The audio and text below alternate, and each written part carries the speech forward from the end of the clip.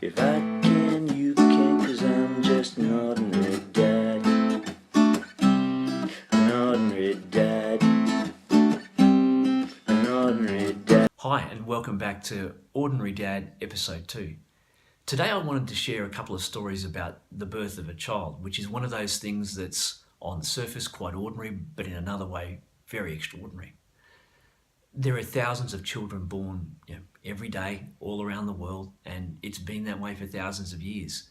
So the birth of children is quite ordinary. But in another way, when our own child is born, certainly when my first daughter Sophia was born, it changed my world and tipped everything upside down, and I was never going to be the same person again. I remember holding her not even 24 hours after she was born, and she fell asleep on my chest. And I couldn't believe the love that overwhelmed me for her. The affection and the sense of responsibility that I felt was like nothing I've ever experienced before. It's entirely different to the love that I feel and felt for Julie. It's like two different flavors of ice cream, I think. Chocolate and vanilla are both great flavors, but they're quite different. And the love I felt for my daughter was quite different to what I felt for Julie.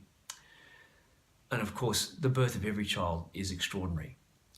But another one of my children was extraordinary for a different reason.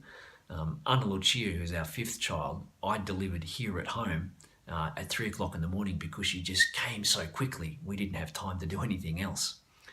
Julie, jumped up out of bed. She had this enormous contraction. The waters broke, and she said, "The baby's coming." And I said, "Okay, we'll call the hospital and let them know we're on our way." She said, "No, call the ambulance. This baby's coming now."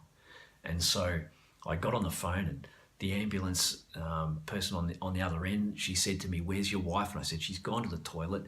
And she said, "You can't let her go there because that's not where we want the baby born." So I helped Julie up, and I could see straight away that the crown of the head was already appearing. And so I laid Julie down right here on the floor where I'm sitting now.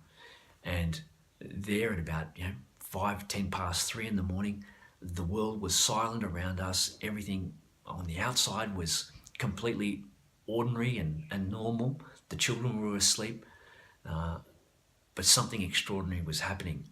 I was delivering my own child right here on the floor in the hallway. I reflected afterwards that in just the week before, I thought to myself, what would happen if the baby came at home? I'd get a towel from here and I'd get some hot water ready and these kinds of things. And I recognized that deep within me, there was this desire to deliver my own child. And providentially, I got that opportunity. And it's the most extraordinary thing to be able to deliver your own child. It's changed me forever. And I have a bond, I think, with Ana Lucia that's unique to the other children because of that. But we've kept this little bit of carpet with the idea of marking the place where Ana Lucia was born. I've had all these ideas of framing it and sticking it on the wall behind me here to mark the spot. But of course, like so many things in family life, that's still on the to-do list 8 years later.